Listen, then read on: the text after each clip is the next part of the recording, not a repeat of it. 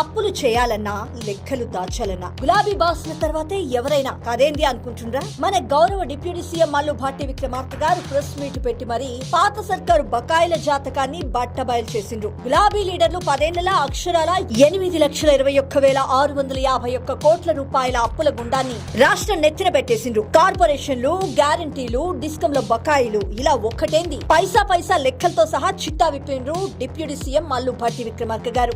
ఇక అసలైన ముచ్చటేందంటే రోజుకొక కొత్త ఛాలెంజ్ విసిరే హరీష్ రావు, కేటీఆర్లకు కాస్త గట్టిగానే కౌంటర్ పడ్డది. వెనుక ముందు చూసుకోకుండా మాట్లాడేటోళ్లతో మాకేంది లొల్లి? గత 10 ఏళ్లు రాష్ట్రాన్ని ఏలి అప్పుల పాలు చేసిన అసలు బాధ్యుడు కేసీఆర్ కదా, ఆయనే అసెంబ్లీకి రమ్మనుండ్రి అంటూ డిప్యూటీ సీఎం మల్లు భట్టి విక్రమార్క గారు కాస్త గట్టిగానే సవాల్ విసిండు. ఇకపోతే స్కూల్ పిల్లల కిట్ల కోసం పెట్టిన 1,142 కోట్ల టెండర్లలో ఏకంగా 2,000 కోట్ల అవినీతి జరిగిందని హరీష్ రావు బట్టకాల్చి మీదేసే ప్రయత్నం చేస్తుంటే వారి మాటలకు డిప్యూటీ సీఎం మల్లు భట్టి విక్రమార్క గారు కాస్త గట్టిగానే ఇచ్చి పడేసిండ్రు.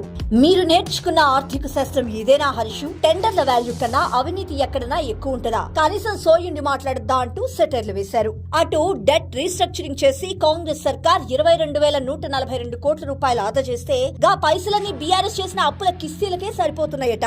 ఆఖరికి సింగరేణిలా బొగ్గు మాయమైందని గంతులు వేస్తున్న లీడర్ల కోసం విజిలెన్స్ విచారణ కూడా వేసిండ్రు. కానీ అసలు సింగరేణి సంక్షోభంలో నెట్టింది కొత్త కోల్ బ్లాకులు రాకుండా ప్రైవేటు వాళ్లకు లాభం చేకూర్చింది ఎవరో జనాలకి బాగా తెలుసంటూ కేసీఆర్ సార్ గతంలో చేసిన పాత కుట్రలన్నింటినీ తవ్విదీసిండ్రు డిప్యూటీ సీఎం మల్లు భట్టి విక్రమార్క గారు. మొత్తానికి లెక్కలు పక్కాగా ఉన్నాయి కేసీఆర్ సారు. మీ బీఆర్ఎస్ అబద్దాలు సోషల్ మీడియాను కాసే పక్కన పెట్టి ముచ్చటగా అసెంబ్లీకి వచ్చి సమాధానాలు చెప్పుండ్రి అంటూ డిప్యూటీ సీఎం మల్లు భట్టి విక్రమార్క గారు కాస్త గట్టిగానే ఇచ్చిండ్రు. మరి గులాబీ బాస్ బయటకు వస్తాడా? 4 కోట్ల తెలంగాణ ప్రజలకు సమాధానం చెప్తాడా?